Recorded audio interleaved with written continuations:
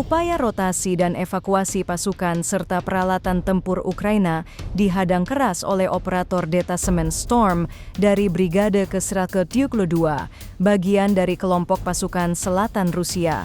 Rekamannya beredar Senin 7 April 2025 melalui operasi intens dan serangan terarah. Pasukan Rusia berhasil menggagalkan setiap usaha Ukraina untuk membongkar atau memuat personel dan perlengkapan militer di wilayah Parkhom.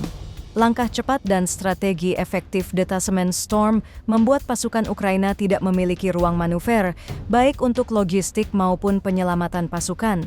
Laporan dari lapangan menyebut bahwa keajaiban Parkhom berhasil mengubah rencana militer Ukraina menjadi bencana logistik, sebuah aksi yang kembali menunjukkan dominasi taktis pasukan Rusia di wilayah tersebut.